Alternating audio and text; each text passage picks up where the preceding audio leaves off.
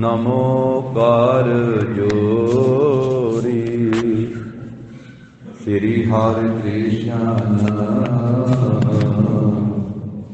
मनाए बहोरी। तेग बहादुर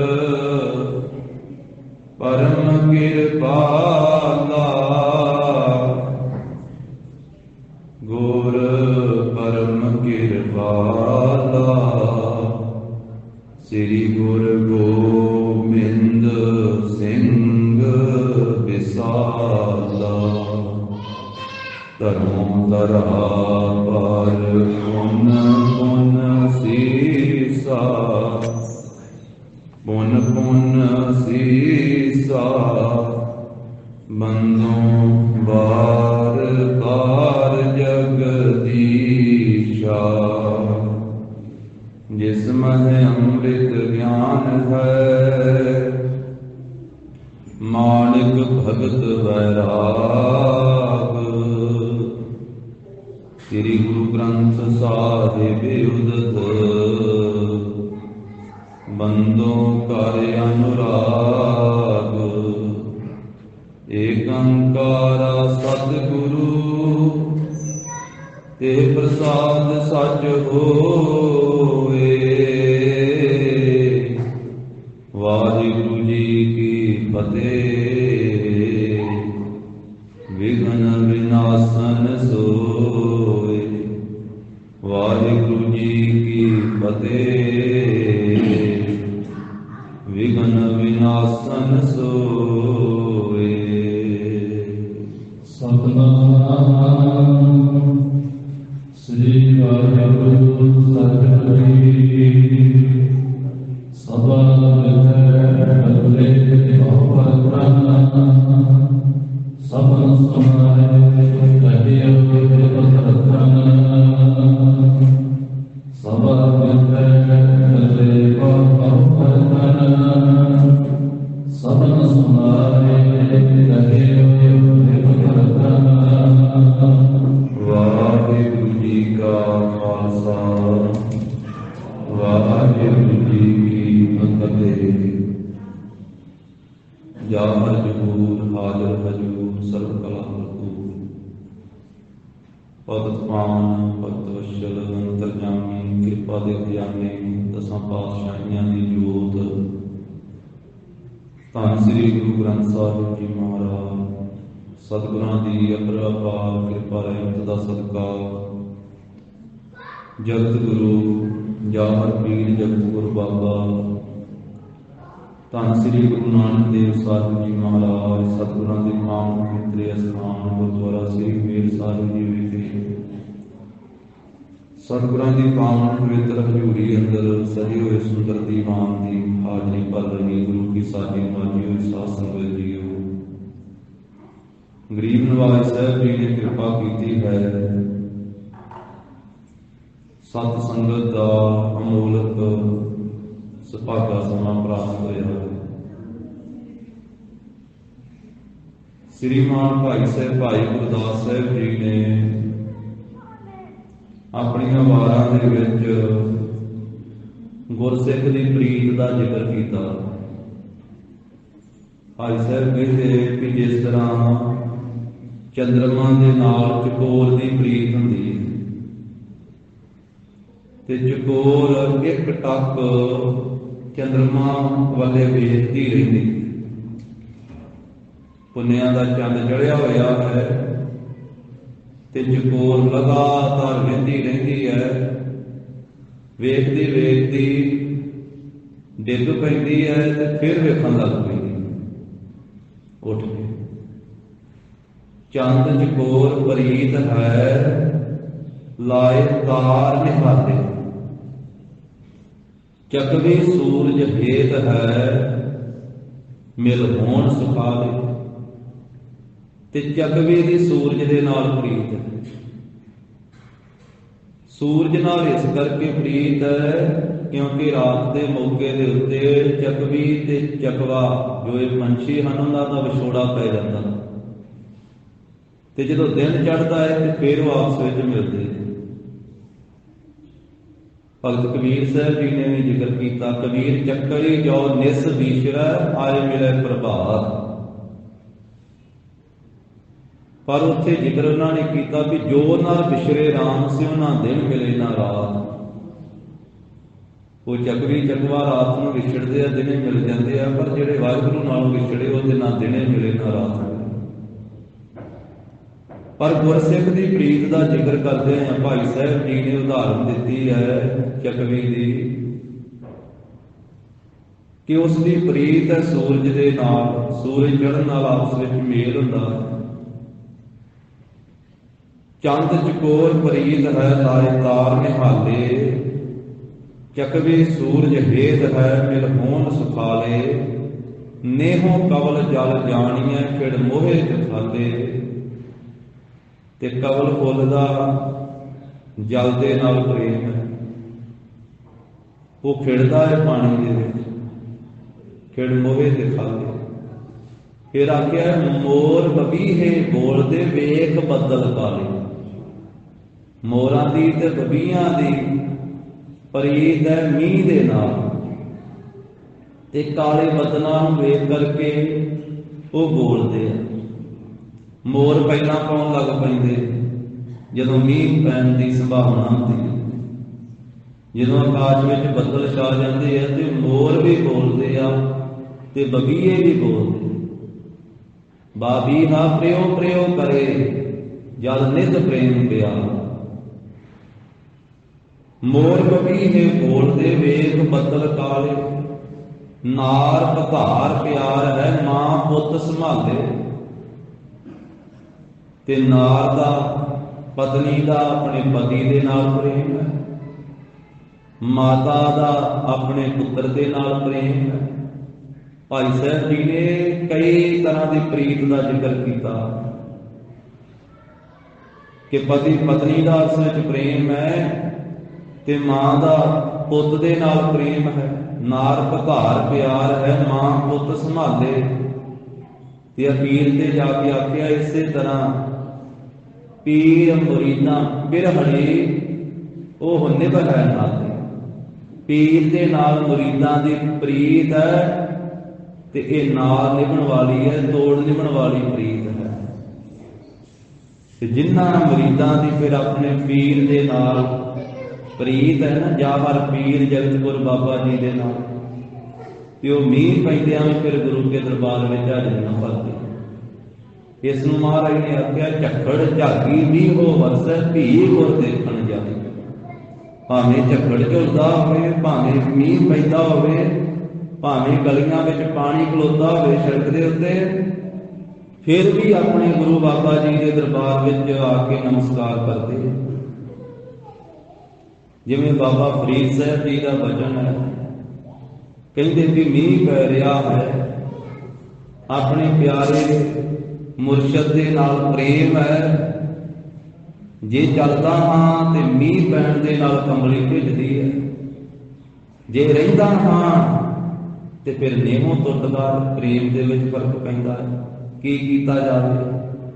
कहंदे नहीं तुरांगा, पहुंचांगा, जावांगा, हाजिर होवांगा अपने गुरु की सेवा दे विच। कंबली भेजदी है ते भेज जावे। फरीदा गलिए चिक्कड़ दूर घर नाल प्यारे नेहो। चलना का भिजै कंबली राहां का टुटै नेहो। फिर आख्या भिजो सिजो कंबली अल्लाह वरसो मेहो। जाए मिला तिना सज्जना टुटो ना ही ने। मैं अपने गुरु जी नूं जा करके मिला, मेरा नेहो ना टुटे, प्रेम ना टुटे। तां ऐसे ही प्रेम वाले गुरसिखां दी गाथा जो अज दे प्रसंग विच साबो की तलवंडी दे बार बार डल्ले चौधरी की परख करदियां होइयां गरीब नवाज साहब सच्चे पातशाह ने जो कौतक वरताया है, ये लड़ीवार रूप दे विच साध संगत जी प्रसंग आवेगा। जिवें डल्ला गुरु साहब जी नूं अगलवांडी हो करके ਆਪਣੇ ਨਗਰ ਦੇ ਲੋਕਾਂ ਨੂੰ ਨਾਲ ਲੈ ਕਰਕੇ ਮਿਲਿਆ। ਉਹ ਸ਼ਸਤਰਧਾਰੀ ਸੀ ਸਾਰੇ। ਸਤਿਗੁਰੂ ਜੀ ਨੂੰ ਸ਼ਰਧਾ ਭਾਵਨਾ ਨਾਲ ਨਮਸਕਾਰ ਕੀਤੀ, ਜੀ ਆਇਆਂ ਆਖਿਆ। ਹਾਲੇ ਤਲਵੰਡੀ ਨਗਰ ਵਿੱਚ ਸਤਿਗੁਰੂ ਜੀ ਪਹੁੰਚੇ ਨਹੀਂ, ਸਾਬੋ ਕੀ ਤਲਵੰਡੀ ਪਹਿਲਾਂ ਹੀ ਪੜਾਅ ਕੀਤਾ। ਤੇ ਉਸ ਮੌਕੇ ਤੇ ਗੁਰਸਿੱਖ ਸਾਰੇ ਬੈਠੇ ਮਹਾਰਾਜ ਸਾਹਿਬ ਦੇ ਚਰਨਾਂ ਵਿੱਚ। ਡੱਲੇ ਦੇ ਨਗਰ ਦੇ ਸਾਰੇ ਬੈਠੇ। ਜਿਵੇਂ ਡੱਲੇ ਨੇ ਗੱਲਬਾਤ ਤੋਰੀ ਵੀ ਮਹਾਰਾਜ ਆਪ ਜੀ ਨੂੰ ਤਾਂ ਬਹੁਤ ਜੰਗ ਕਰਨੇ ਪਏ ਤੁਰਕਾਂ ਦੇ ਨਾਲ, ਬਹੁਤ ਨੁਕਸਾਨ ਹੋਇਆ, ਸਾਹਿਬਜ਼ਾਦੇ ਸ਼ਹੀਦ ਹੋ ਗਏ, ਕਿੰਨੇ ਸਿੰਘ ਸ਼ਹੀਦ ਹੋ ਗਏ, ਅਨੰਦਪੁਰ ਸਾਹਿਬ ਛੱਡਣਾ ਪੈ ਗਿਆ। ਫਿਰ ਚਮਕੌਰ ਦੇ ਵਿੱਚ ਜੰਗ ਹੋਈ, ਕਿੰਨੇ ਸਿੰਘ ਉੱਥੇ ਸ਼ਹੀਦ ਹੋਏ, ਛੋਟੇ ਸਾਹਿਬਜ਼ਾਦੇ ਮਾਤਾ ਜੀ ਵੀ ਸ਼ਹੀਦੀ ਪਾ ਗਏ। ਮਹਾਰਾਜ ਮੈਂ ਆਪ ਜੀ ਦਾ ਸੇਵਕ ਹਾਂ, ਜੇ ਮੈਨੂੰ ਯਾਦ ਕੀਤਾ ਹੁੰਦਾ ਤੇ ਇੰਨਾ ਸੰਕਟ ਨਹੀਂ ਸੀ ਆਉਣਾ। ਮੈਂ ਆਪਣੇ ਸੂਰਬੀਰ ਲੈ ਕੇ ਜਾਂਦਾ ਤੇ ਮਹਾਰਾਜ ਸੁਖਾਲਾ ਹੀ ਆਪ ਜੀ ਨੂੰ ਇੱਥੇ ਲੈ ਆਉਣਾ ਸੀ, ਇੰਨੀ ਵਿਪਤਾ ਨਹੀਂ ਸੀ ਆਪ ਜੀ ਤੇ ਆਉਣੀ। ਸਤਿਗੁਰੂ ਕਹਿੰਦੇ ਡੱਲਿਆ ਜੋ ਹੋਣੀ ਸੀ ਉਹ ਹੋ ਕੇ ਰਹਿਣੀ ਸੀ। ਹੋਣ ਹਾਰ ਦਾ ਪਛਤਾਵਾ ਨਹੀਂ ਕਰੀਦਾ, ਜੋ ਹੋ ਗਈ ਸੋ ਬੀਤ ਗਈ। ਇਹਨੇ ਫੇਰ ਇਹ ਗੱਲ ਆਖੀ, ਮਹਾਰਾਜ ਨੇ ਫੇਰ ਇਹਨੂੰ ਸਮਝਾਇਆ। 3 ਵਾਰੀ ਇਹਨੇ ਗੁਰੂ ਸਾਹਿਬ ਜੀ ਦਾ ਬਚਨ ਜਿਵੇਂ ਉਲਟਾਇਆ। ਇਹਨੇ ਚਿਰ ਨੂੰ ਲਾਹੌਰ ਦੇ ਕਾਰੀਗਰਾਂ ਨੇ ਵਧੀਆ ਕਿਸਮ ਦੀ ਇੱਕ ਬੰਦੂਕ ਮਹਾਰਾਜ ਨੂੰ ਭੇਟ ਕੀਤੀ ਹੈ। ਸਤਿਗੁਰਾਂ ਨੇ ਆਪਣੇ ਹੱਥ ਵਿੱਚ ਫੜੀ, ਉਹਨੂੰ ਅੰਦਰੋਂ ਤੇ ਬਾਹਰੋਂ ਖੋਲ ਕੇ ਵੇਖਿਆ ਤੇ ਹੁਣ ਸਤਿਗੁਰੂ ਗਰੀਬ ਨਵਾਜ ਸੱਚੇ ਪਾਤਸ਼ਾਹ ਡੱਲੇ ਦੇ ਮਨ ਵਿੱਚ ਜਿਹੜਾ ਮਾਣ ਜਿਹਾ ਸੀ, ਬਿਨਾਂ ਹੀ ਕੁਝ ਕੀਤੇ ਤੋਂ, ਬਿਨਾਂ ਹੀ ਕੁਝ ਲੜੇ ਤੋਂ, ਨਾ ਕੋਈ ਇਹਦਾ ਸਾਥੀ ਮਹਾਰਾਜ ਸਾਹਿਬ ਜੀ ਦੀ ਸੇਵਾ 'ਚ ਹਾਜ਼ਰੋ ਕਰਕੇ ਲੜਿਆ ਤੇ ਨਾ ਕੋਈ ਮਰਿਆ, ਤੇ ਬਿਨਾਂ ਹੀ ਲੜਨ ਮਰਨ ਤੋਂ ਵਡਿਆਈ ਪ੍ਰਾਪਤ ਕਰਨਾ ਚਾਹੁੰਦਾ ਡੱਲਾ। ਆਪਣੋ ਆਪਾ ਕਰਹਿ ਜਨਾਵਨ, ਲੜੇ ਮਰੇ ਬਿਨ ਵੱਢਦਾ ਪਾਵਨ, ਕਿ ਮੈਨੂੰ ਵਡਿਆਈ ਪ੍ਰਾਪਤ ਹੋ ਜਾਵੇ। ਆਪਣੇ ਆਪ ਨੂੰ ਤੇ ਆਪਣੇ ਸਾਥੀਆਂ ਨੂੰ ਵੱਡੇ ਸੂਰਬੀਰ ਬਹਾਦਰ ਕਹਿੰਦਾ। ਤੇ ਸਤਿਗੁਰੂ ਗਰੀਬ ਨਵਾਜ ਸੱਚੇ ਪਾਤਸ਼ਾਹ ਜੀ ਹੁਣ ਕਿਵੇਂ ਡੱਲੇ ਦੀ ਪਰਖ ਕਰਦੇ ਆ? ਸ਼ਰਧਾ ਭਾਵਨਾ ਸਹਿਤ ਧੰਨ ਸ੍ਰੀ ਗੁਰੂ ਗੋਬਿੰਦ ਸਿੰਘ ਮਹਾਰਾਜ ਜੀ ਦਾ ਧਿਆਨ ਧਰਦਿਆਂ ਹੋਇਆਂ ਸਰਵਣ ਕਰੀਏ। ਉਚਾਰਨ ਕਰੋ ਜੀ, ਸਤਿਨਾਮ ਸ੍ਰੀ ਵਾਹਿਗੁਰੂ ਸਾਹਿਬ ਜੀ, ਸਤਿਨਾਮ ਸ੍ਰੀ ਵਾਹਿਗੁਰੂ ਸਾਹਿਬ ਜੀ।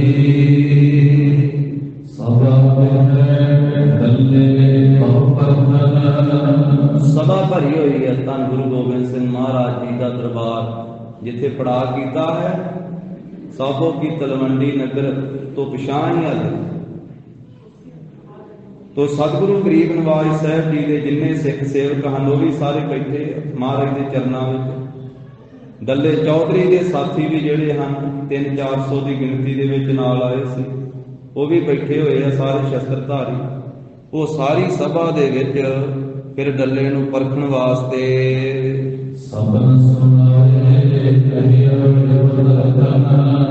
ਸਾਰਿਆਂ ਨੂੰ ਸੁਣਾਉਂਦਿਆਂ ਹੋਇਆ ਉੱਚੀ ਆਵਾਜ਼ ਦੇ ਵਿੱਚ ਦੁਸ਼ਮਣਾਂ ਨੂੰ ਦਬਾ ਦੇਣ ਵਾਲੇ ਸ੍ਰੀ ਗੁਰੂ ਗੋਬਿੰਦ ਸਿੰਘ ਮਹਾਰਾਜ ਜੀ ਨੇ ਬਚਨ ਕੀਤਾ। ਮਹਾਰਾਜ ਕਹਿੰਦੇ ਭਾਈ ਡੱਲਿਆ, ਕੋਈ ਆਪਣੇ 2 ਆਦਮੀ ਦੇ ਸਨ, 2 ਆਪਣੇ ਸਿਪਾਹੀ, 2 ਆਪਣੇ ਆਦਮੀ ਜਿਹੜੇ ਹਨ ਉਹ ਲੈ ਕੇ ਆ।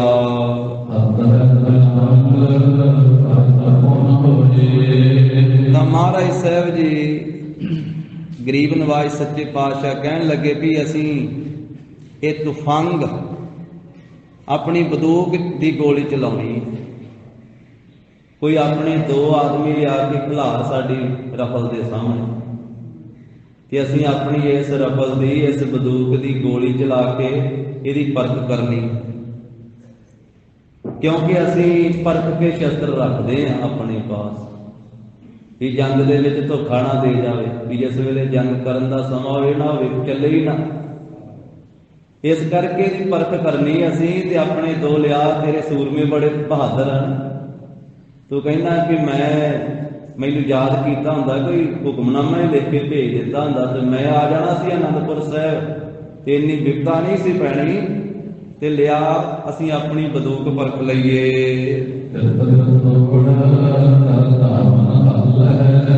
ਤੇ ਇਹ ਕਿੰਨੀ ਕੁ ਮਾਰ ਕਰਦੀ ਹੈ, ਇਹ ਕਿੰਨਾ ਕੁ ਜ਼ਖਮ ਕਰਦੀ ਹੈ, ਇਸ ਬੰਦੂਕ ਦੀ ਅਸੀਂ ਪਰਖ ਕਰ ਲਈਏ।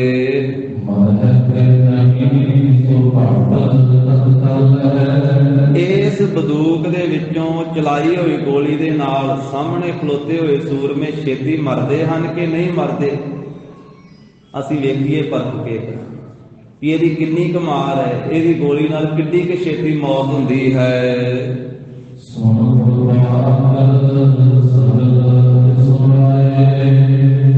ਤੇ ਗੁਰੂ ਕਲਗੀਧਰ ਪਾਤਸ਼ਾਹ ਜੀ ਦੇ ਇਹ ਬੋਲ ਸੁਣ ਕਰਕੇ ਸਾਰੇ ਹੀ ਹੈਰਾਨ ਹੋ ਗਏ। ਸਾਰੀ ਸਭਾ ਦੇ ਵਿੱਚ ਸ਼ਨਾਕਾ ਹੀ ਛਾ ਗਿਆ, ਸਾਰੇ ਚੁੱਪ ਹੋ ਗਏ ਕਿ ਮਹਾਰਾਜ ਨੇ ਕੀ ਬਚਨ ਕੀਤਾ ਕਿ ਲਿਆ ਡੱਲਿਆ ਆਪਣੇ ਦੋ ਬੰਦੇ ਸਾਡੇ ਸਾਹਮਣੇ ਖਿਲਾਰ ਕੇ ਅਸੀਂ ਗੋਲੀ ਚਲਾ ਕੇ ਆਪਣੀ ਰਫਲ ਪਰਖਣੀ ਹੈ। ਹੁਣ ਸਾਰੇ ਹੈਰਾਨ ਹੋ ਗਏ।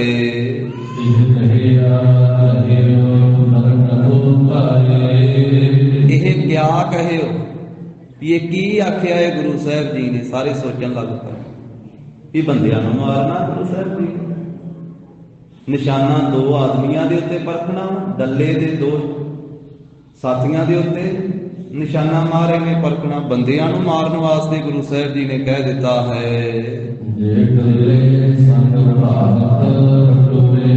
ਤੇ ਜਿਹੜੇ ਆਪਣੇ ਨਗਰ ਸਾਬੋ ਕੀ ਤਲਵੰਡੀ ਦੇ ਵਿੱਚੋਂ ਡੱਲੇ ਨੇ ਆਪਣੇ ਜ਼ਿਮੀਂਦਾਰ ਭਰਾ ਇਕੱਠੇ ਕੀਤੇ ਸੀ ਨਾ, ਘਰ ਘਰ ਦੇ ਵਿੱਚ ਆਪਣੇ ਆਦਮੀ ਭੇਜ ਕਰਕੇ, ਨੌਕਰ ਚਾਕਰ ਭੇਜ ਕੇ ਕਿ ਸ੍ਰੀ ਗੁਰੂ ਗੋਬਿੰਦ ਸਿੰਘ ਮਹਾਰਾਜ ਜੀ ਆ ਰਹੇ ਆਪਣੇ ਨਗਰ ਵੱਲ ਨੂੰ ਤੇ ਆਪਾਂ ਅੱਗੋਂ ਜਾ ਕਰਕੇ ਗੁਰੂ ਜੀ ਦਾ ਸਤਿਕਾਰ ਕਰੀਏ।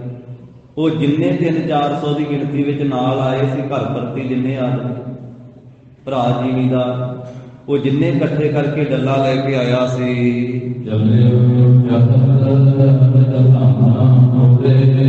ਧੰਨ ਸ੍ਰੀ ਗੁਰੂ ਗੋਬਿੰਦ ਸਿੰਘ ਮਹਾਰਾਜ ਜੀ ਦੇ ਬਚਨ ਸੁਣ ਕਰਕੇ ਉਹ ਹੁਣ ਸਾਰੇ ਚਾਹੁੰਦੇ ਕਿ ਆਪਾਂ ਆਪਣੇ ਘਰਾਂ ਨੂੰ ਜਾਈਏ, ਛੇਤੀ ਚੱਲੀਏ ਹੁਣ ਘਰਾਂ ਨੂੰ, ਟੇਕੀਏ ਮੱਥਾ, ਕਰੀਏ ਨਮਸਕਾਰ ਤੇ ਘਰ ਨੂੰ ਚੱਲੀਏ। ਉਹ ਸਾਰੇ ਜਿੰਨੇ ਭਰਾ ਸੀ, ਭਾਈਚਾਰਾ ਜ਼ਿਮੀਂਦਾਰ, ਉਹ ਸਾਰੇ ਚਾਹੁੰਦੇ ਆਪਣੇ ਘਰਾਂ ਨੂੰ ਜਾਣਾ।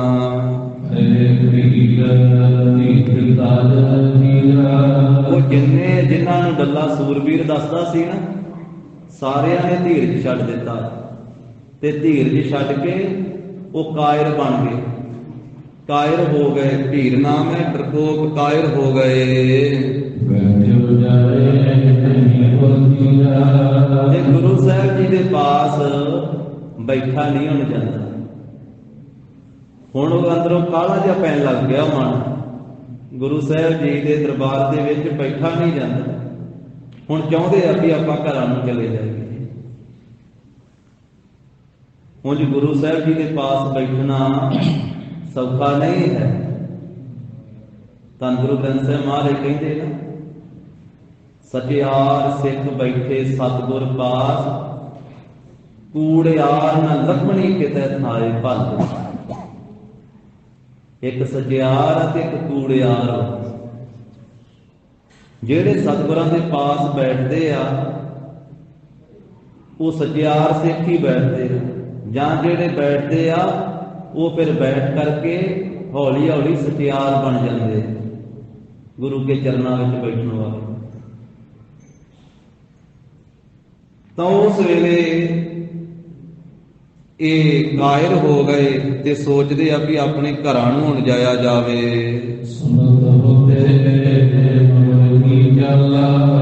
ਤੇ ਆਪਸ ਦੇ ਵਿੱਚ ਹੁਣ ਗੱਲਾਂ ਬਾਤਾਂ ਜੀਆਂ ਸਹਿਜੇ ਕਰਨ ਲੱਗ ਪਏ ਵੀ ਆਪਾਂ ਸੁਣਦੇ ਸਾਂ ਵੀ ਅੱਗੇ ਦਰਸ਼ਨ ਤਾਂ ਨਹੀਂ ਸੀ ਬਹੁਤਿਆਂ ਨੇ ਕੀਤੇ ਮਹਾਰਾਜ ਦੇ। ਕਹਿੰਦੇ ਵੀ ਜਿਵੇਂ ਆਪਾਂ ਚਾਲ ਸੁਣਦੇ ਸੀ ਗੁਰੂ ਗੋਬਿੰਦ ਸਿੰਘ ਦੀ, ਉਸੇ ਤਰ੍ਹਾਂ ਦੇ ਵੇਖੇ ਆ। ਅੱਗੇ ਤੇ ਦੂਰੋਂ ਸੁਣਦੇ ਸੀ ਵੀ ਗੁਰੂ ਗੋਬਿੰਦ ਸਿੰਘ ਬੜਾ ਹੱਠੀਆ, ਬਹੁਤ ਦ੍ਰਿੜਤਾ ਵਾਲੇ ਗੁਰੂ ਗੋਬਿੰਦ ਸਿੰਘ ਵੀ, ਜਿਹੜੀ ਗੱਲ ਕਹਿ ਦਿੰਦੇ ਉਹ ਪੂਰੀ ਕਰਕੇ ਹੀ ਹਟਦੇ ਆ। ਅੱਗੇ ਤਾਂ ਦੂਰੋਂ ਸੁਣਦੇ ਸਾਂ ਗੁਰੂ ਦੀਆਂ ਗੱਲਾਂ।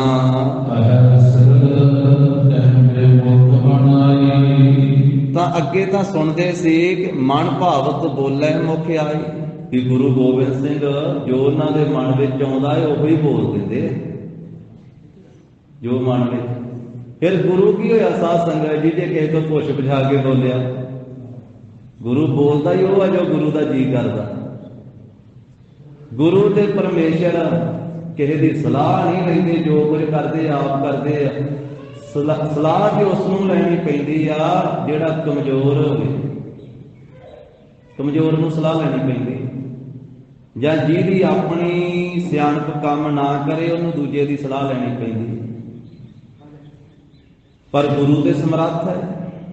गुरु ग्रंथ साहिब महाराज जी की बाणी कहती है, परमेश्वर ने जदों कुछ करना हुंदा किसी नूं पुछ के नहीं करता, जदों करना बस कर देंदा, क्योंकि वह समर्थ वा।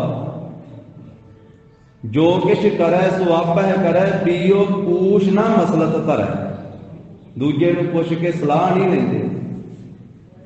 ते परमेश्वर का स्वरूप सतगुरु है। सतगुरु जी ने भी जो बोलना वा वो बोल देना, जो करना वा वो कर देना, क्योंकि समर्थ वा। गुरु भुलनहार नहीं। सारा संसार भुल सकता, गुरु नहीं भुलता। बाकी सारे भुलां करते, गलतियां करते भुल जाते आ। ना कभी परमेश्वर भुलदा ते ना गुरु भुलदा। पूरा गुरु, अधूरियां दी नहीं गल। अधूरे ते पैर पैर ते भुलदे, वो रीस कर सकते पूरे गुरु दी, पर वो तां भुलनहार है। वो भी बचन बाणी चाहते हैं कि सतगुर की रीस है, होर कच पिच बोलते से कूड़ेयार कूड़े झड़ पड़ी है। पर पूरा गुरु पूरे का किया सब किश पूरा, घट वध किश ना है। नानक गुरमुख ऐसा जाने, पूरे माहे समाज। पूरा गुरु जो बोलता वो पूरे बोल होंदे।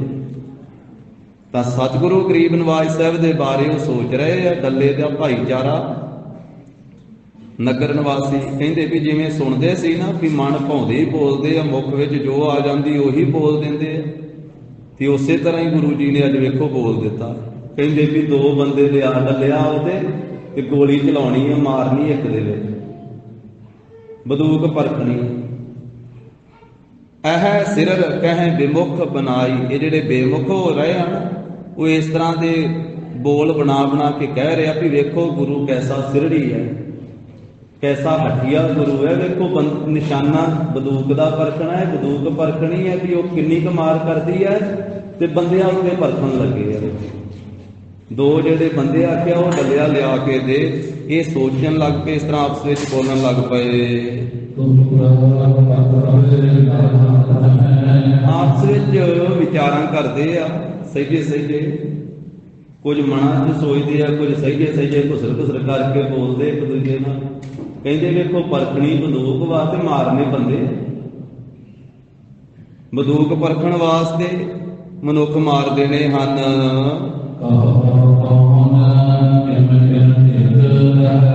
आपस में कहते कहते दसो भी इस गुरु के पास केड़ा रहेगा, कौन रहेगा ऐसे गुरु के कोले जिन्हें बंदूक परखण वास्ते ही बंदा मार देना।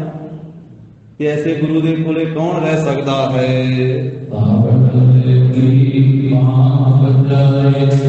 उस वेले आपस में विचार जी इस तरह करके ना, ते डल्ले दी अख बचा करके अगले जिमीदार जेड़े हैं ना वो उठ के चले गए। सही सही सही खिसकंत हो गए, पतरे वाज गए, दौड़ गए हौली हौली सही उठ गए ते डल्ले की अख तो बच के चले गए कि डल्ला किते सानू रोक ना लवे।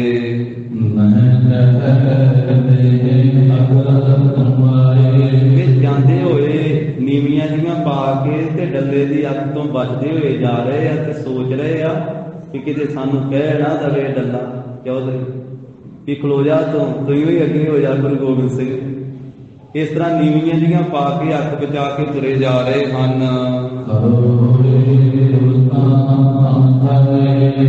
इस तरह सोचते जाते आ कि किते सानू डल्ला कह ना दवे कि तू ही अगे होके खलो जा ते अपने शरीर ते गोलियां खा लै।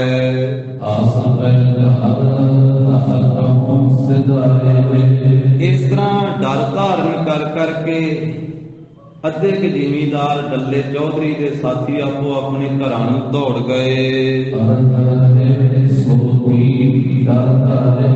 अद्धे के रहिंदे आ वो बैठे जरूर आ, पर उन्हां दा भी हिरदा डरिया हो।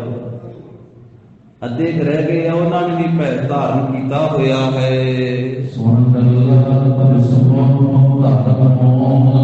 ਇਹ ਤਾਂ ਇਹਦੇ ਸਾਥੀਆਂ ਦੀ ਹਾਲਤ ਹੈ ਤੇ ਡੱਲੇ ਦੀ ਹਾਲਤ ਕੀ ਹੈ? ਸਤਿਗੁਰੂ ਜੀ ਦਾ ਬਚਨ ਸੁਣ ਕਰਕੇ ਡੱਲਾ ਵੀ ਹੈਰਾਨ ਹੋਇਆ ਤੇ ਚੁੱਪ ਧਾਰ ਕੇ ਬੈਠਾ ਹੋਇਆ ਹੈ।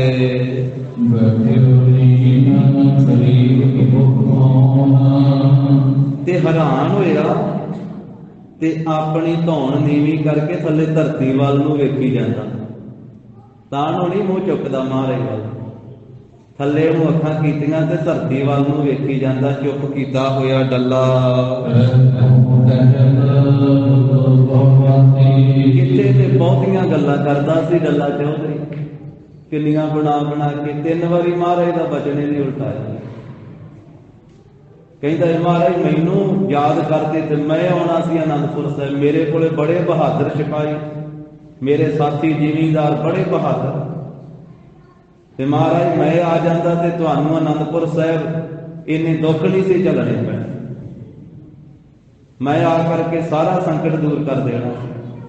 3 ਵਾਰੀ ਇਹਨੇ ਆਖਿਆ ਸੀ ਤੇ ਗੁਰੂ ਸਾਹਿਬ ਜੀ ਨੇ ਕਿਹਾ ਸੀ ਵੀ ਡੱਲਿਆ ਜਿਹੜੀ ਬੀਤ ਗਈ ਉਹ ਬੀਤ ਗਈ, ਉਹਦਾ ਪਛਤਾਵਾ ਕੀ ਕਰਨਾ। ਕਿੱਥੇ ਤਾਂ ਏਡੀਆਂ ਵੱਡੀਆਂ ਵੱਡੀਆਂ ਗੱਲਾਂ ਕਰਦਾ ਸੀ ਬਹਾਦਰੀ ਦੀਆਂ ਡੱਲਾ,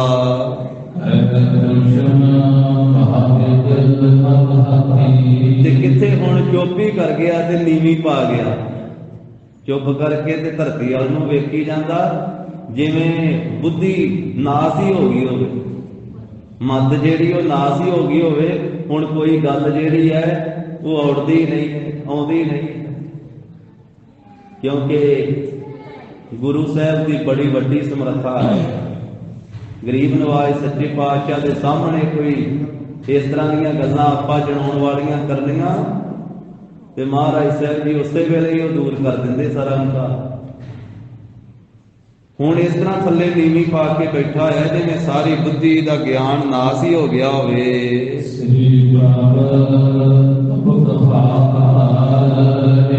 ਇਹ ਧੰਨ ਸ੍ਰੀ ਗੁਰੂ ਗੋਬਿੰਦ ਸਿੰਘ ਜੀ, ਸ੍ਰੀ ਪ੍ਰਭੂ ਜੀ, ਬੰਦੂਕ ਆਪਣੇ ਹੱਥ ਵਿੱਚ ਫੜੀ ਹੋਈ ਹੈ। ਕਦੀ ਮਹਾਰਾਜ ਸਾਹਿਬ ਜੀ ਪਲੀਤਾ ਖੋਲਦੇ ਹਨ, ਉਹਨੂੰ ਵੇਖਦੇ ਹਨ।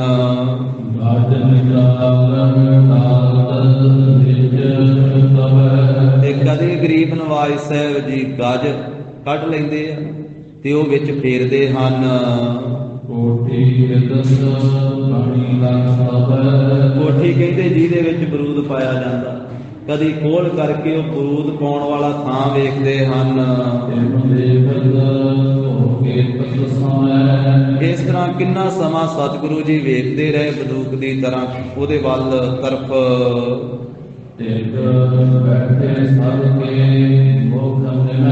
ਜਿੰਨੇ ਗੁਰੂ ਸਾਹਿਬ ਜੀ ਦੇ ਪਾਸ ਬੈਠੇ ਹੋਏ ਸੀ ਸਾਰਿਆਂ ਦੇ ਚਿਹਰੇ ਨੀਵੇਂ ਹੋਏ ਪਏ, ਸਭ ਦੇ ਮੁਖ ਨੀਵੇਂ ਹੋਏ ਪਏ ਹਨ।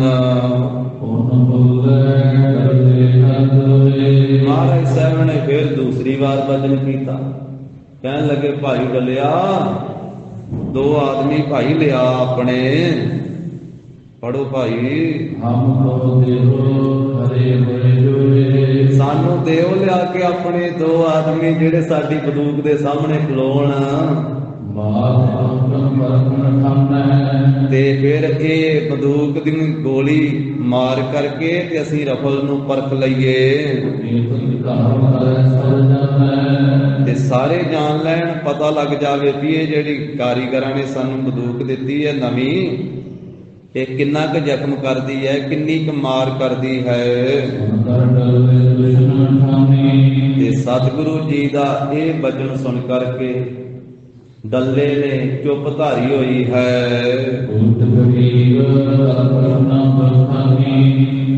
ਤਾਂ ਨਾ ਤੇ ਉੱਚੀ ਗਰਦਨ ਕੀਤੀ ਹੈ ਤੇ ਨਾ ਡੱਲਾ ਕੁਝ ਬੋਲਿਆ ਹੈ,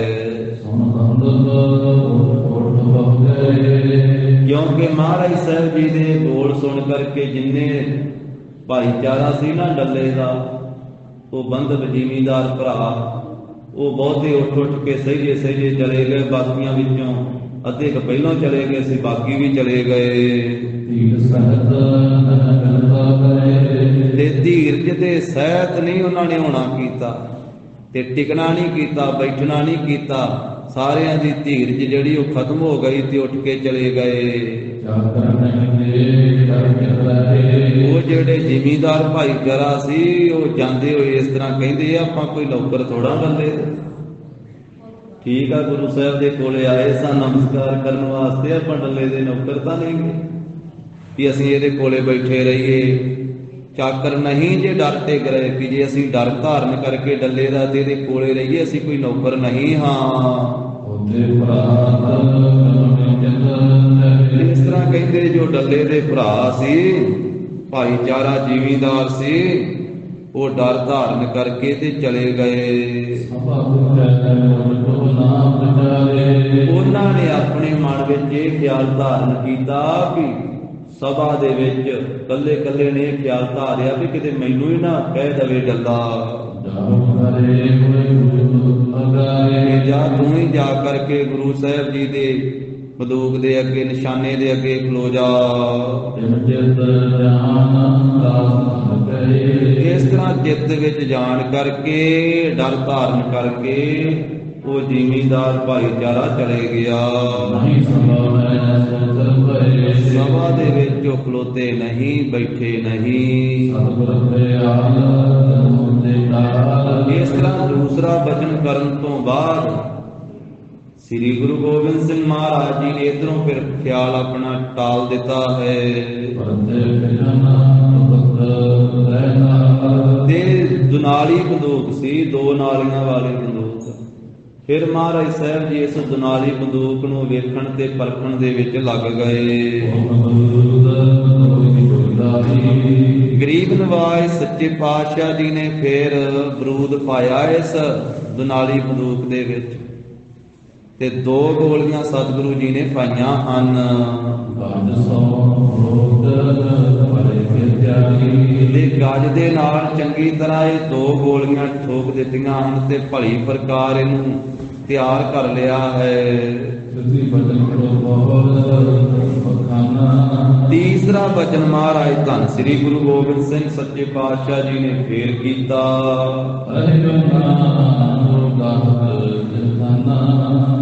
ਉਸ ਮੌਕੇ ਤਾਂ ਕੋਈ ਜ਼ਿਮੀਂਦਾਰ ਰਹਿ ਹੀ ਨਹੀਂ ਸੀ ਗਿਆ। ਜਦੋਂ ਤੀਜਾ ਬਚਨ ਕੀਤਾ, ਜਿੰਨੇ ਡੱਲੇ ਦੇ ਨਾਲ ਆਏ ਸੀ ਉਹ 300-400 ਬੰਦਾ, ਉਹ ਸਾਰੇ ਹੀ ਚਲੇ ਗਏ ਸੀ ਉੱਠ ਕੇ, ਕੱਲਾ ਡੱਲਾ ਹੀ ਰਹਿ ਗਿਆ ਸੀ। ਇਹ ਸਾਬੋ ਕੀ ਤਲਵੰਡੀ ਤੋਂ ਪਿਛਾਂ ਹੀ ਬਾਰ-ਬਾਰ ਸੀ ਪੜਾ, ਜਦੋਂ ਮਹਾਰਾਜ ਨੇ ਕੀਤਾ ਉੱਥੇ ਹੀ ਇਹ ਪਰਖ ਕੀਤੀ। ਹਾਲੇ ਸਾਬੋ ਕੀ ਤਲਵੰਡੀ ਵਿੱਚ ਜਾਣਾ ਵਾ ਗੁਰੂ ਸਾਹਿਬ ਜੀ। ਤਾਂ ਇਧਰਲੇ ਪਾਸੇ ਜਦੋਂ ਜੱਸੀ ਪਿੰਡ ਤੋਂ ਅੱਗੇ ਪੱਕੇ ਪਿੰਡ ਗਏ ਸੀ ਤੇ ਉੱਥੋਂ ਬਾਅਦ ਮਹਾਰਾਜ ਇਹ ਤਲਵੰਡੀ ਵੱਲ ਨੂੰ ਗਏ ਸੀ, ਤੇ ਤਲਵੰਡੀ ਦੇ ਬਾਰ-ਬਾਰ ਆ ਕੇ ਡੱਲਾ ਮਿਲਿਆ ਸੀ ਆਪਣੇ ਸਾਥੀਆਂ ਦੇ ਸਮੇਤ, ਉੱਥੇ ਹੀ ਪੜਾ ਕੀਤਾ ਸੀ। ਤੋ ਇਸ ਤਰੀਕੇ ਦੇ ਨਾਲ ਜਦੋਂ ਤੀਜਾ ਬਚਨ ਮਹਾਰਾਜ ਨੇ ਕੀਤਾ ਵਾ ਵੀ ਲਿਆ ਕੋਈ ਆਪਣੇ 2 ਆਦਮੀ 2 ਸਿਪਾਹੀ, ਤਾਂ ਉਹਨੇ ਚਿਰ ਤੀਕ ਕੋਈ ਜ਼ਿਮੀਂਦਾਰ ਨਹੀਂ ਸੀ ਉੱਥੇ ਰਹਿ ਗਿਆ। ਫਿਰ ਸੁਲਗਦਾ ਹੋਇਆ ਜਿਹੜਾ ਤੋੜਾ ਹੈ ਉਹ ਮੰਗਵਾਇਆ ਹੈ ਕਲਗੀਧਰ ਪਾਤਸ਼ਾਹ ਜੀ ਨੇ। ਤੇ ਫਿਰ ਇੱਕ ਸਿੱਖ ਦੇ ਨਾਲ ਬਚਨ ਕੀਤਾ ਹੈ ਸਤਿਗੁਰੂ ਜੀ ਨੇ, ਹੁਕਮ ਕੀਤਾ, ਇੱਕ ਸਿੱਖ ਨੂੰ ਹੁਕਮ ਪ੍ਰਮਾਣ ਕੀਤਾ ਹੈ। ਮਹਾਰਾਜ ਕਹਿੰਦੇ ਆਪਣੀ ਫੌਜ ਦੇ ਵਿੱਚ, ਆਪਣੇ ਦਲ ਦੇ ਵਿੱਚ 2 ਰੰਘਰੇਟੇ ਸਿੱਖ ਹਨ, 2 ਰੰਘਰੇਟੇ ਸਿੱਖ ਹਨ।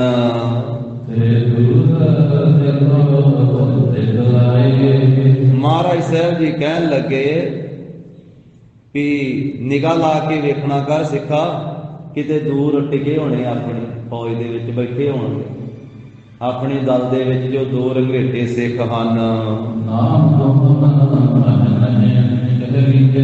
ਜਾਂ ਉਹਨਾਂ ਦੇ ਕੋਲੇ ਜਾ ਕਰਕੇ ਕਹਿ, ਪਰ ਨਾਂ ਨਹੀਂ ਕਿਸੇ ਦਾ ਲੈਣਾ, ਨਾਂ ਲੈਣ ਤੋਂ ਬਿਨਾਂ ਹੀ ਆਵਾਜ਼ ਦੇ ਸਾਡਾ ਹੁਕਮ ਸੁਣਾ।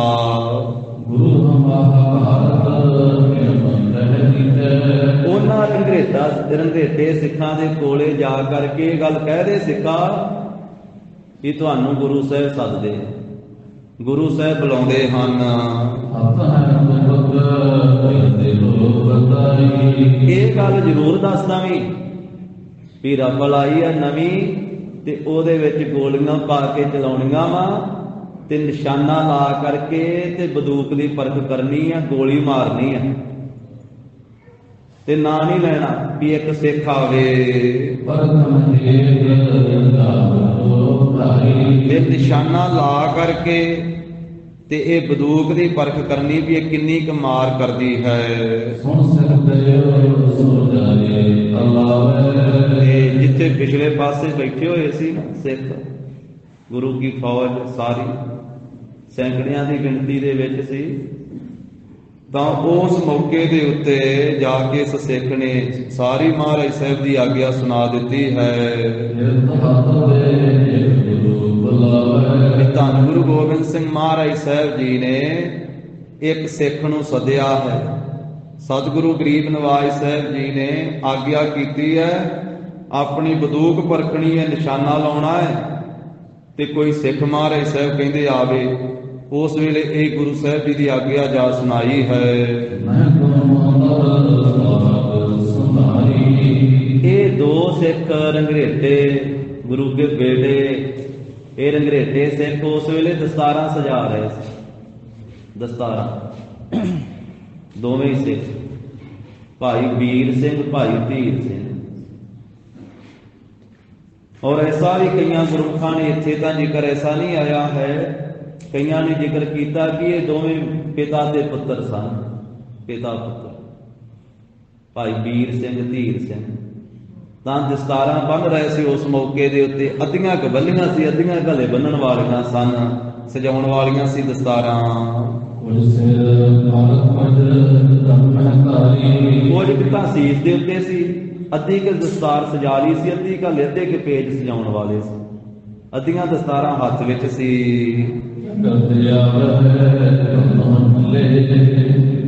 ਕਿੱਥੇ ਫੇਰ ਪੜੋ। ਤਾਂ ਉਸ ਵੇਲੇ ਸਿੱਖ ਦੇ ਮੁਖ ਤੋਂ ਬਚਨ ਸੁਣ ਕਰਕੇ ਵੀ ਗੁਰੂ ਸਾਹਿਬ ਜੀ ਨੇ ਬੁਲਾਇਆ ਹੈ, ਨਿਸ਼ਾਨਾ ਪਰਖਣਾ ਹੈ, ਬੰਦੂਕ ਪਰਖਣੀ ਹੈ, ਨਿਸ਼ਾਨਾ ਲਾ ਕਰਕੇ। ਤਾਂ ਆਪਸ ਦੇ ਵਿੱਚ ਝਗੜਨ ਲੱਗ ਪਏ, ਦੋਵੇਂ ਛੇਤੀ ਛੇਤੀ ਭੱਜੇ। ਇੱਕ ਕਹਿੰਦਾ ਮੈਂ ਜਾਣਾ ਹੈ, ਦੂਜਾ ਕਹਿੰਦਾ ਮੈਂ ਜਾਣਾ। ਉਹ ਕਹਿੰਦਾ ਮੈਨੂੰ ਪਹਿਲੋਂ ਆਵਾਜ਼ ਸੁਣੀ, ਦੂਜਾ ਕਹਿੰਦਾ ਮੈਨੂੰ ਪਹਿਲੋਂ ਸੁਣੀ। ਤੇ ਦੋਵੇਂ ਝਗੜਦੇ ਹੋਏ ਦੋਵੇਂ ਤੁਰੇ ਆਉਂਦੇ ਆ, ਦਸਤਾਰਾਂ ਹੱਥ ਵਿੱਚ ਫੜੀਆਂ, ਹੁਣ ਬੰਨੀਆਂ ਵੀ ਨਹੀਂ ਪੂਰੀਆਂ, ਭੱਜ ਪਏ ਉਸੇ ਵੇਲੇ ਵੀ ਮੈਂ ਜਾਵਾਂਗਾ ਪਹਿਲਾਂ ਮਹਾਰਾਜ ਦੀ ਬੰਦੂਕ, ਕਿ ਦੂਜਾ ਕਹਿੰਦਾ ਮੈਂ ਜਾਵਾਂ। ਤਾਂ ਭੱਜੇ ਆਉਂਦੇ ਤੇ ਨਾਲੇ ਝਗੜਦੇ ਆਉਂਦੇ ਹਨ। ਜਿੱਥੇ ਸਾਰਾ ਸਭਾ ਭਰੀ ਹੋਈ ਹੈ ਗੁਰੂ ਦਾ ਦਰਬਾਰ, ਤੇ ਭੱਜੇ ਆਉਂਦੇ ਅੱਗੇ ਆ ਕੇ ਖਲੋ ਗਏ ਮਹਾਰਾਜ ਸਾਹਿਬ ਤੇ ਇੱਕ ਦੂਜੇ ਨੂੰ ਪਿਛਾਂਹ ਕਰੀ ਜਾਂਦੇ। ਉਹ ਕਹਿੰਦਾ ਤੂੰ ਪਿਛਾਂਹ ਹੋ ਜਾ, ਮੈਂ ਖਲੋਣਾ। ਕਿ ਉਹ ਕਹਿੰਦਾ ਤੁਸੀਂ ਪਿੱਛੇ ਹੋ ਜਾਓ, ਮੈਂ ਖਲੋਣਾ। ਝਗੜੀ ਜਾਂਦੇ। ਵੇਖੋ ਮਰਨ ਵਾਸਤੇ ਝਗੜਦੇ ਲੋਕ, ਜੀਣ ਵਾਸਤੇ ਝਗੜਦੇ ਆ, ਜਾਂ ਉਹਦਿਆਂ ਵਾਸਤੇ ਝਗੜਦੇ ਆ, ਜਾਂ ਹੋਰ ਕਈ ਤਰੀਕਿਆਂ ਨਾਲ ਝਗੜਦੇ ਆ। ਤੇ ਦੋ ਸਿੱਖ ਮਰਨ ਵਾਸਤੇ ਝਗੜਦੇ ਪਏ ਕਿ ਗੁਰੂ ਦੇ ਹੱਥੋਂ ਅੱਜ। ਉਹ ਕਹਿੰਦਾ ਮੈਂ ਮਰਾਂਗਾ, ਉਹ ਕਹਿੰਦਾ ਮੈਂ ਅੱਗੇ ਹੋਣਾ, ਮੇਰੇ ਤੇ ਨਿਸ਼ਾਨਾ ਲਾਓ। ਇੰਨਾ ਪਿਆਰ ਪੀਰ ਮੁਰੀਦਾਂ ਪਿਰਹੜੀ ਉਹ ਨਿਭੈ ਨਾਲੇ। ਮੁਰੀਦਾਂ ਦੀ ਪੀਰ ਦੇ ਨਾਲ ਪ੍ਰੀਤੀ ਜਿਹੜੀ ਨਾਲ ਨਿਭਣ ਵਾਲੀ ਹੈ, ਤੋੜ ਨਿਭਣ ਵਾਲੀ ਹੈ। ਜਿਉਂ ਮਛਲੀ ਬਿਨ ਪਾਣੀ ਹੈ, ਤਿਉ ਜੀਵਨ ਪਾਪ ਹੈ। ਜਿਵੇਂ ਮੱਛੀ ਦਾ ਪਾਣੀ ਨਾਲ ਪਿਆਰ ਹੈ, ਪਾਣੀ ਤੋਂ ਬਿਨਾਂ ਕਿਵੇਂ ਜੀਵਨ ਮਿਲਦਾ ਮੱਛੀ। ਬੂੰਦ ਵੀ ਹੋਣਾ ਚਾਤਰੇ ਕੋ ਕਿਉਂ ਕਰ ਤ੍ਰਿਪਤਾਵੇ, ਨਾਦ ਕੁਰੰਕ ਹੈ ਵਿਦਿਆ ਸਨਮੁਖ ਉਤਤਾਵੇ। ਭਵਰ ਲੋਭੀ ਕੁਸਮ ਬਾਸ ਕਾ ਮਿਲ ਆਪ ਬੰਧਾਵੇ, ਤਿਉ ਸੰਤ ਜਨਾ ਹਰ ਪ੍ਰੀਤ ਹੈ, ਦੇਖ ਦਰਸ ਅਗਾਵੇ। ਤਨ ਮਨ ਧਨ ਸਭ ਸੌਪ ਗੁਰ ਕਾ ਹੁਕਮ ਮੰਨਿਆ ਪਾਈਐ। ਐਸੀ ਅਵਸਥਾ ਵਿੱਚ ਜੀਣ ਵਾਲੇ ਸਿੱਖ ਤਾਂ ਝਗੜਦੇ ਹੋਏ ਸਾਰੀ ਸਭਾ ਤੋਂ ਅੱਗੇ ਹੋ ਕਰਕੇ ਗੁਰੂ ਸਾਹਿਬ ਜੀ ਦੇ ਸਾਹਮਣੇ ਖਲੋ ਗਏ ਹਨ। ਗੁਰੂ ਕਲਗੀਧਰ ਪਾਤਸ਼ਾਹ ਕਹਿਣ ਲੱਗੇ ਕਿ ਅਸੀਂ ਤਾਂ ਇੱਕ ਨੂੰ ਬੁਲਾਇਆ ਸੀ ਤੁਹਾਡੇ ਚ, ਅਸੀਂ ਤਾਂ ਇੱਕ ਸਿੱਖ ਨੂੰ ਬੁਲਾਇਆ, ਇੱਕ ਦੇ ਉੱਤੇ ਆਪਣੀ ਰਫਲ ਪਰਖਣੀ, ਤੁਸੀਂ ਦੋਵੇਂ ਆਏ ਹੋ। ਤੁਸੀਂ ਦੋਵੇਂ ਕਿਉਂ ਆਏ ਹੋ ਤੇ ਦੋਵੇਂ ਕਿਉਂ ਝਗੜ ਰਹੇ ਹੋ? ਹੁਣ ਦੋਨਾਂ ਨੇ ਹੱਥ ਜੋੜ ਕੇ ਬੇਨਤੀ ਕੀਤੀ, ਮਹਾਰਾਜ ਜੋ ਆਪ ਜੀ ਦਾ ਭੇਜਿਆ ਹੋਇਆ ਸਿੱਖ ਬੁਲਾਉਣ ਵਾਸਤੇ ਗਿਆ ਹੈ, ਮਹਾਰਾਜ ਉਹਨੇ ਨਾਮ ਤਾਂ ਲਿਆ ਨਹੀਂ ਕਿਸੇ ਦਾ। ਉਹਨੇ ਤਾਂ ਇਹ ਆਖਿਆ ਵਾ ਵੀ ਗੁਰੂ ਸਾਹਿਬ ਨੇ ਰਫਲ ਫਰਕਣੀ ਆ ਤੇ ਇੱਕ ਸਿੱਖ ਆਵੇ। ਇਸ ਕਰਕੇ ਮਹਾਰਾਜ ਇੱਕ ਕਹਿੰਦਾ ਮਹਾਰਾਜ ਮੈਂ ਪਹਿਲੋਂ ਸੁਣਿਆ ਮੈਂ ਤਾਂ ਆਇਆ, ਦੂਜਾ ਕਹਿੰਦਾ ਮੈਨੂੰ ਪਹਿਲੋਂ ਆਵਾਜ਼ ਸੁਣੀ ਮੈਂ ਆਇਆ ਤਾਂ। ਇਸ ਤਰ੍ਹਾਂ ਆਪਸ ਦੇ ਵਿੱਚ ਝਗੜ ਰਹੇ ਆ। ਕਹਿੰਦੇ ਮਹਾਰਾਜ ਨਾਂ ਨਹੀਂ ਕਿਸੇ ਦਾ ਲਿਆ ਇਸ ਕਰਕੇ ਆਏ ਹਾਂ। ਤਾਂ ਉਸ ਵੇਲੇ ਇੱਕ ਫਿਰ ਕਹਿੰਦਾ ਮਹਾਰਾਜ ਮੈਂ ਚਾਹੁੰਦਾ ਹਾਂ ਆਪ ਜੀ ਦੀ ਰਫਲ ਦੇ ਸਾਹਮਣੇ ਮੈਂ ਖਲੋਵਾਂ। ਮਹਾਰਾਜ ਇਹ ਮੇਰੇ ਨਾਲ ਤਾਂ ਝਗੜਾ ਕਰ ਰਹੇ ਹਨ, ਇਹ ਅੱਗੇ ਖਲੋਣਾ ਚਾਹੁੰਦੇ ਹਨ।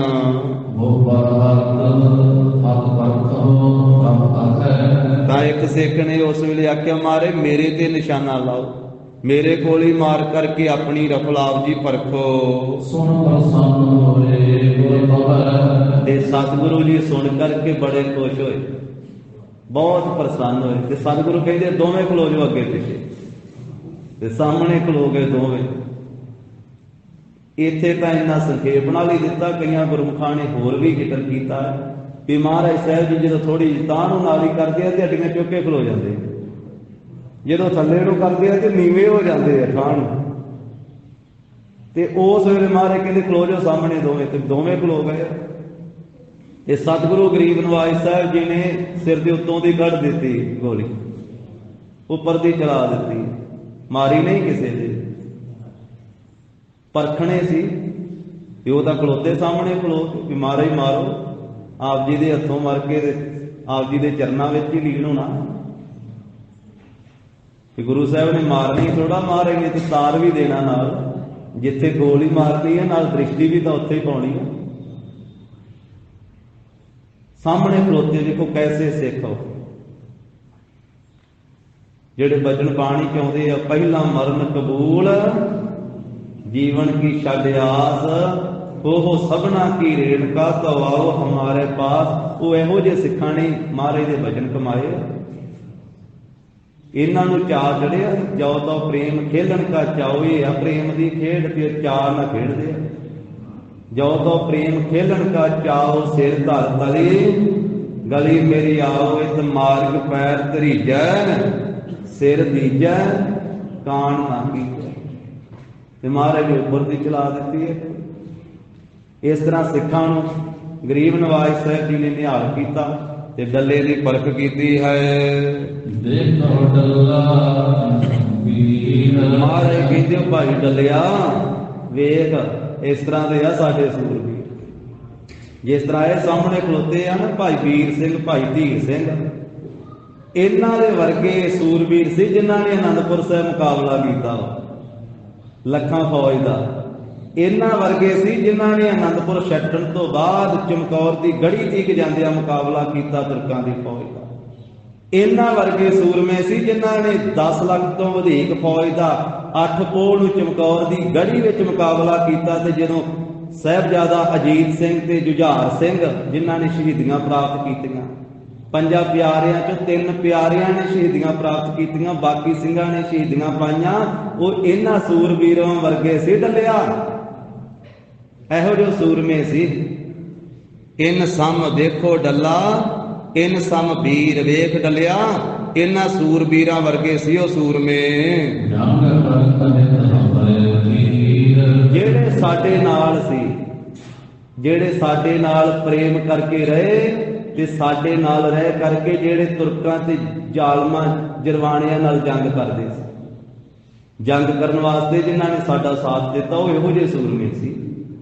ਉਹ ਤੇਰੇ ਸੂਰਮਿਆਂ ਵਰਗੇ ਨਹੀਂ ਸੀ ਸੂਰਮੇ ਜਿਹੜੇ ਮੌਤ ਦਾ ਨਾਂ ਸੁਣ ਕੇ ਹੀ ਭੱਜ ਗਏ।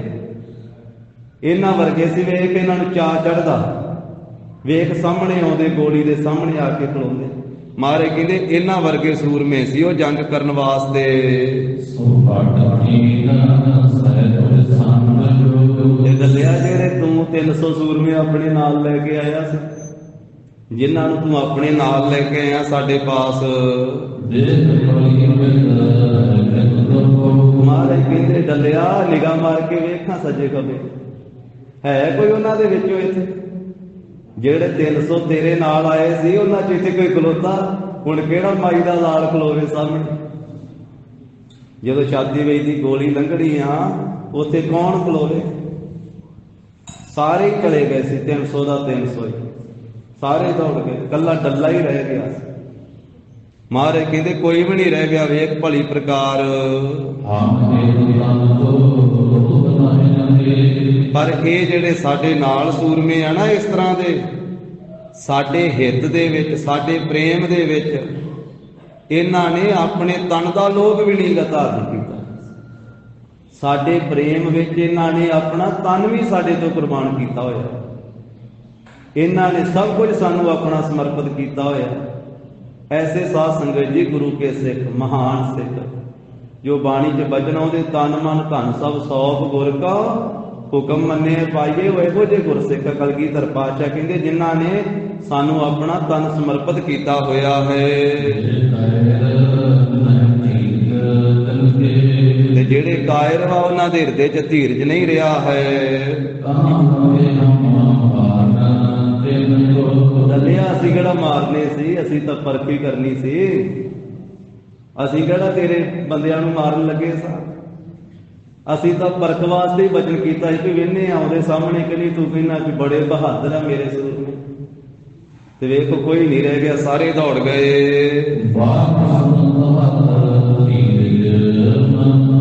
ਬਸ ਬਚਨ ਸੁਣ ਕੇ ਹੀ ਸਾਡਾ ਤੇ ਉਹਨਾਂ ਦਾ ਮਨ ਦਾ ਧੀਰਜ ਜਿਹੜਾ ਉਹ ਨਾਸ ਹੋ ਗਿਆ ਤੇ ਭੱਜ ਗਏ।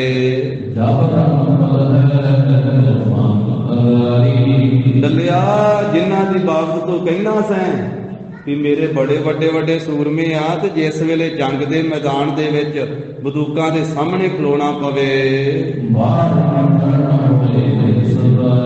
ਉਸ ਵੇਲੇ ਤਾਂ ਮਾਰਨਾ ਮਰਨਾ ਹੀ ਹੁੰਦਾ ਵਾ। ਜੰਗ ਦੇ ਵਿੱਚ, ਜੰਗ ਦੇ ਵਿੱਚ ਜਾਂ ਅਗਲੇ ਨੂੰ ਮਾਰੀਦਾ ਜਾਂ ਆਪ ਮਰੀਦਾ। ਜੰਗ ਵਿੱਚ ਤਾਂ ਮਾਰਨਾ ਮਰਨਾ ਹੀ ਹੁੰਦਾ। ਤੇ ਜਿਸ ਵੇਲੇ ਜੰਗ ਦੇ ਮੈਦਾਨ ਵਿੱਚ ਖਲੋਣਾ ਪਵੇ, ਉਸ ਵੇਲੇ ਇਹ ਕੁਝ ਵਾਪਰਦਾ ਹੈ। ਡੱਲਿਆ ਜਿਨ੍ਹਾਂ ਦੀ ਤੂੰ ਬੜੀ ਤਾਰੀਫ ਕਰਦਾ ਸੀ, ਬੜੀ ਮਹਿਮਾ ਕਰਦਾ ਸੀ ਆਪਣੇ ਸੂਰਮਿਆਂ ਦੀ, ਪਰ ਜੰਗ ਦੇ ਮੈਦਾਨ ਵਿੱਚ ਨਹੀਂ ਇਹ ਖਲੋਣ ਵਾਲੇ ਤੇਰੇ ਬੰਦੇ। ਇਹ ਨਹੀਂ ਸੀ ਖਲੋ ਸਕਦੇ ਅਨੰਦਪੁਰ ਸਾਹਿਬ ਚਮਕੌਰ ਦੀ ਗੜੀ ਦੇ ਵਿੱਚ। ਉਹ ਜਿਹੜੇ ਸਾਡੇ ਨਾਲ ਸੀ ਉਹੀ ਖਲੋਣ ਵਾਲੇ ਸੀ। ਉਹਨਾਂ ਵਿੱਚ ਹੀ ਇਹ ਸਮਰੱਥਾ ਸੀ, ਉਹਨਾਂ ਨੂੰ ਇਹ ਧੀਰਜ ਦਿੱਤਾ ਸੀ। ਉਹੀ 1.25 ਲੱਖ ਨਾਲ ਇੱਕ ਲੜਿਆ। ਇਹਨਾਂ ਨਹੀਂ ਸੀ ਖਲੋਣਾ ਜਿਹੜੇ ਆ ਪਰਖਣ ਵੇਲੇ ਦੌੜ ਗਏ ਬਸ ਮੌਤ ਦਾ ਨਾਂ ਸੁਣ ਕੇ। ਤੇਰੇ ਸੂਰਮਿਆਂ ਵਿੱਚੋਂ ਕੋਈ ਵੀ ਉਸੇ ਠਹਿਰ ਨਹੀਂ ਸੀ ਸਕਣਾ। ਉਸ ਵੇਲੇ ਤੇ ਇਹਨਾਂ ਨੇ ਸਾਰਾ ਕਾਰਜ ਵਿਗਾੜ ਕੇ ਬਸ ਭੱਜਣਾ ਹੀ ਤੱਕਣਾ ਸੀ ਵੀ ਦੌੜ ਚੱਲੀਏ ਹੁਣ। ਇਸ ਕਰਕੇ ਡੱਲਿਆ ਜਿਹੜੇ ਸਾਡੇ ਨਾਲ ਵਾ ਨਾ ਸਿੰਘ, ਇਹ ਮਹਾਂਵੀਰ ਵਾ, ਮਹਾਨ ਸੂਰਮੇ ਸਿੰਘ ਹਨ। ਇਹਨਾਂ ਸੂਰਮਿਆਂ ਨੇ ਲੱਖਾਂ ਤੁਰਕਾਂ ਨੂੰ ਨਾਸ ਕੀਤਾ ਹੈ ਜੰਗ ਦੇ ਵਿੱਚ। ਇਸ ਤਰ੍ਹਾਂ ਡੱਲੇ ਦਾ ਹੰਕਾਰ ਮਹਾਰਾਜ ਸਾਹਿਬ ਜੀ ਨੇ ਲਾ ਦਿੱਤਾ। ਸਾਧ ਸੰਗਤ ਜੋ ਡੱਲੇ ਦੇ ਮਨ ਵਿੱਚ ਹੰਕਾਰ ਸੀ ਕਿ ਮਹਾਰਾਜ ਮੈਨੂੰ ਬੁਲਾਉਂਦੇ, ਮੇਰੀ ਫੌਜ ਬੜੀ ਤਕੜੀ, ਮੈਂ ਮੁਕਾਬਲਾ ਕਰਦਾ, ਇਹ ਕੁਝ ਨਾ ਵਾਪਰਦਾ। ਉਹ ਡੱਲੇ ਦਾ ਸਾਰਾ ਹੰਕਾਰ ਲਾ ਦਿੱਤਾ। ਤੇ ਉਸ ਵੇਲੇ ਫਿਰ ਹੱਥ ਜੋੜ ਕਰਕੇ ਕਹਿੰਦਾ ਜੀ ਸੱਤ ਸੱਤ ਆ। ਮਹਾਰਾਜ ਆਪ ਦੇ ਬਚਨ ਸੱਚੇ ਆ, ਸੱਚੇ ਬਚਨ ਆਪ ਜੀ। ਆਪ ਜੀ ਦੇ ਮਹਾਰਾਜ ਸਿੰਘ ਮਹਾਨ ਸੂਰਮੇ ਆ, ਮੇਰੇ ਸਾਥੀ ਤਾਂ ਸਾਰੇ ਭੱਜ ਗਏ। ਮਹਾਰਾਜ ਆਪ ਸੱਚ ਹੀ ਕਹਿੰਦੇ ਹੋ। ਆਪ ਜੀ ਦੇ ਬਚਨ ਸੱਤ ਵਾ ਸਤਿਗੁਰੂ ਜੀ। ਇਸ ਤਰ੍ਹਾਂ ਡੱਲੇ ਦਾ ਹੰਕਾਰ ਸਤਿਗੁਰੂ ਜੀ ਨੇ ਲਾਇਆ ਹੈ। ਇਸ ਤਰ੍ਹਾਂ ਸਾਰੇ ਜਿੰਨੇ ਸਿੱਖ ਸੀ ਕਲਗੀਧਰ ਪਾਤਸ਼ਾਹ ਜੀ ਦਾ ਅਚਰਜੀ ਖਿਆਲ, ਅਦਭੁਤ ਹੀ ਕੌਤਕ ਵੇਖ ਕਰਕੇ ਸਾਰੇ ਹੈਰਾਨ ਹੋ ਗਏ। ਤੇ ਸੇ ਬਚਨ ਮਹਾਰਾਜ ਦੇ ਸੁਣ ਕੇ ਜਿੰਨੇ ਬੈਠੇ ਸੀ ਨਾ ਗੁਰੂ ਕੇ ਸਿੱਖ, ਉਹ ਸਾਰੇ ਸੁਣ ਸੁਣ ਕੇ ਖੁਸ਼ ਵੀ ਹੋਏ। कि लो जी डल्ले चौधरी का मान टुट गया, भज के सारे दे सूरबीर बहादुर, कोई नहीं लभ्या 300 दे विच, सारे चले गए। श्रीमान भाई गुरदास साहब जी ने बचन किए कबित समैया दे विच साध संगत जी। भाई साहब कहते कि जिस वेले गुरु साहब जी परखते आ, परख विच फिर कोई कोई पूरा उतरदा है। महाराज साहब ने परखिया समय समय ते सिखां, सारे गुरु साहिबां ने परखिया, 10 ही गुरु साहिबां ने परखिया। धन श्री गुरु नानक देव साहब महाराज ने भी परखिया। कल आपां साखी सांझी कीती सी, जदों धान स्वरूप गुरु नानक साहब महाराज ने धारिया, सिखां नूं परखिया सी।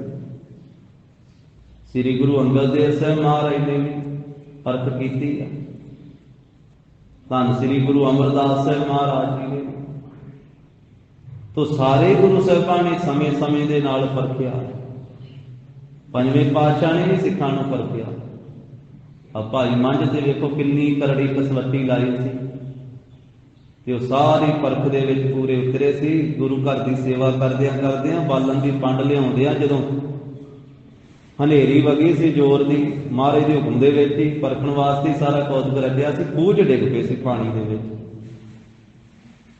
गल गल सी कि पानी आ गया सी, पंड फिर भी सिर ते सी। छेती नाल गुरु अर्जन साहब महाराज आप पहुंचे सन उत्थे, मगर सिख नंगे चरनी गए गुरु साहब। सतगुरु कहते एक पीढ़ी ते एक रस्सा लैके आओ। उत्थे आए ते जाके उतो रस्सा विच वगाया बन के पीढ़ी ते आख्या सिक्का इहदे आ सुट के थल्ले पंड ते इहदे ते आ जा। किन्ना चिर हो गया सी खलोते नूं, पंड सिर ते चुक के खलोता सी विच।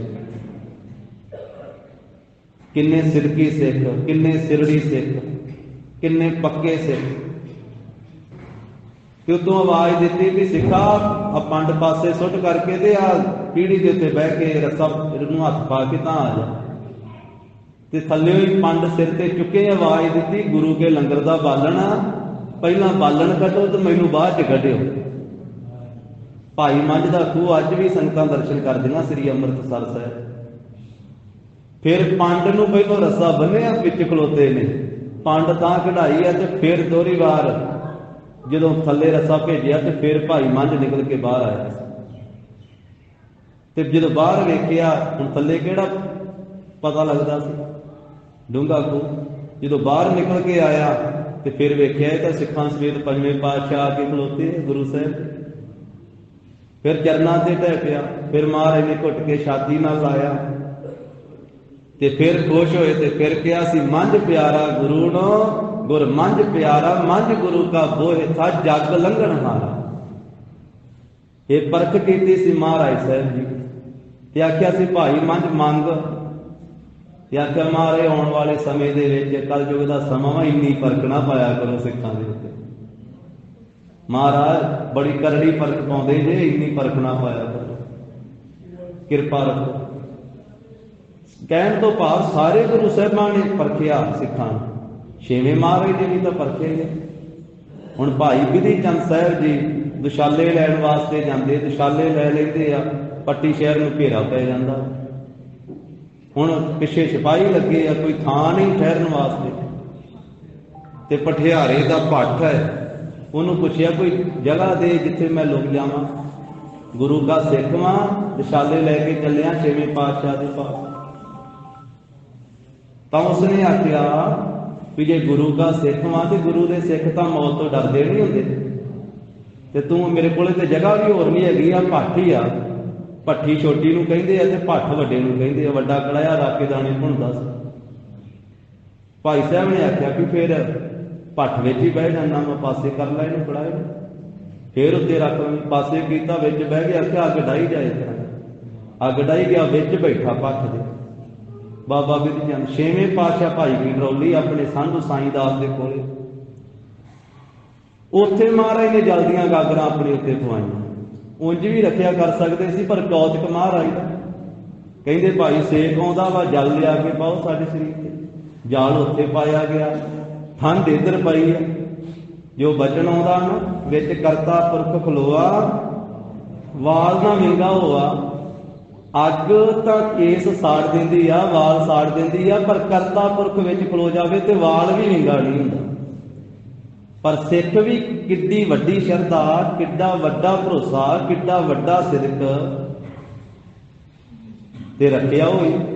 फिर जिस वेले महाराज के पास पहुंचे है, फिर घोड़े लियाउण की सेवा भी की आ। दिलबाग गुलबाग घोड़े लियाते लाहौर के विचों, ते छेवें पातशाह ने परखां कर करके ते फिर छाती नाल ला के आखिया, विधि चंद सीना गुरु का सीना, भाओ भगत लीना, कमी कदे ना हो। बाकी गुरु साहिबां ने भी परखिया। भाई गुरदास साहब जी कहते भी सतगुरु जो परख पाते तो विरले विरले पूरे उतरते आ। जग में उत्तम काढ़िया विरले के जिवें बचन आता। तो भाई गुरदास साहब जी का बचन आ, जेते फूल फूले तेते फल ना लागै द्रुम, लागत जतेक प्रपख ना सकल है। जिन्ने दरख्त नूं फुल लगते हैं ना, वो सारे फलों तक नहीं पहुँचते। कई तो फुल ही झड़ जाते, हवा वगदी जोर की, मीह पैंदा उदों फुल किन्ने डिगे होंदे थल्ले। फुल्लां विचों विरले फल तक पहुँचते, ते जिन्ने फलों तक पहुँच जाते सारे फल पकते नहीं। कई कच्चे ते कई काणे हो जाते, कई कच्चे ही टुट जाते हैं कचियाई वाले, कई काणे हो जाते हैं, विरले विरले पकते हैं। जेते फूल फूले तेते फल ना लागै द्रुम, लागत जतेक प्रपख ना सकल है। जेते सुत जन्मत जीयत रहै ना तेते, कहते माता पिता के संबंध नाल जिन्ने पुत्र जन्म लेंदे आ ना, सारे जिउंदे नहीं रहिंदे। ते जिन्ने जिउंदे रहिंदे, भाई साहब कहते वो सारे अपने खानदान का, अपने परिवार का नाम रोशन करने वाले नहीं होंदे। कई तो अपने खानदान का नाम मिट्टी च मिला देंगे। वो विरले विरले होंदे अपने खानदान का नाम रोशन करते। जेते सुत जन्मत जीयत रहे ना तेते, जीयत है जेते तेते कुल ना कमल है। तीजा बचन कीता भी भर्ती ते सारी हो जाती है, फौज में सारे सूरमे थोड़ा होंदे। दल मेल जात जेते सुभट ना होए तेते, जिन्ने फौज में दल में भर्ती हो गए वो सारे सूरमे नहीं होंदे, ते जिन्ने सूरमे होंदे वो सारे शहीद नहीं होंदे। दल मिल जात जेते सुभट ना होए तेते, जेतक सुभट जूझ मरतना थल है। कहते लिशकदे सीसे वांगू सिख तां सारे ही गुरु दे आ, पर जे किते गुरु परख लवे ते विरले खलोंदे आ। फिर विरखे विरले चल होंदे। आरसी जुगत गुर सिख सब ही कहावै, पावक प्रगास भये विरले चल है। आरसी कहिए सीसा, पावक कहिए अग, अग दे नेड़े सीसा कोई विरला ही कायम रहिंदा वा, नहीं तो पिघल के पानी बन जाते। इस तरह जो सतगुरु परख करते हैं, फिर विरले विरले उस परख में पूरे उतरे उतरते हैं। भाई वीर सिंह, भाई धीर सिंह जी वर्गे सतगुरां ने आख्या, डलिया इहो जिहे सूरमे सी साडे नाल, तेरे तां नां सुण के ही भज गए।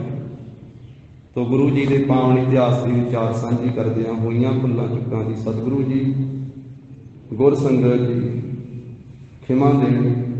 आप समूह संगत की सेवा दे विच अदब सहित बेनती है कि 27 फरवरी दिन ऐतवार नूं सवेरे 9 बजे तो दोपहर 2 बजे तक गुरुद्वारा श्री संत घाट साहिब जी विखे जो श्रोमणी गुरुद्वारा प्रबंधक कमेटी और इलाका निवासी संगतां के सहयोग के नाल महान गुरमत समागम करवाया जा रहा है। अमर शहीद बाबा संगत सिंह जी, अमर शहीद बाबा जीवन सिंह जी, अमर शहीद बाबा मोती राम जी चमकौर की गढ़ी दे अते फतेहगढ़ साहिब के समूह शहीदां नूं समर्पित ये समागम है, जिस दे विच अनेकां महापुरख पहुँच रहे हैं और ज्ञानी मलकीत सिंह कोमल ढाडी जथा अमृतसर साहिब तो पहुँच रहा है, ज्ञानी नरिंदर सिंह जी बग्गा कवीचरी जथा अमृतसर साहिब वाले पहुँच रहे हैं और भाई साहब भाई अमरदीप सिंह जी हजूरी रागी जथा गुरुद्वारा श्री बेबे नानकी जी सुल्तानपुर लोधी वाले पहुँच रहे हैं। समूह संगतां प्रति अदब सहित बेनती है कि आप जी ने परिवारों समेत गुरु घर दे विच पहुँच करके 27 तरीक दिन ऐतवार नूं 9 बजे तो लैके दोपहर 2 बजे तक गुरुद्वारा श्री संत घाट साहिब विखे आप जी ने पहुँच करके गुरु घर दीयां खुशियां प्राप्त करनियां जी, इन्हां समागमां विच हाज़रियां भरनियां। ये आप जी ने बेनती प्रवान करनी जी। हे गोविंद हे गोपाल हे दयाल लाल प्राणनाथ अनाथ सखे दीन दर्द निवार हे समर्थ अगम पूरन मोहे मया धार अंधकूप महाभयान नानक पारे उतार आए प्रभ शरणागति कृपा निध दयाल एक अखर हर मन बसत नानक होत निहाल कथा निता व्रत होत है सुनवो सिंह सुजान नानक गुर गोविंद सिंह जी सदा करे कल्याण नानक गुर गोविंद सिंह जी सदा करे कल्याण वाहिगुरु जी का खालसा वाहिगुरु जी की फतेह। सत श्री अकाल। वाहिगुरु जी का खालसा वाहिगुरु जी की फतेह।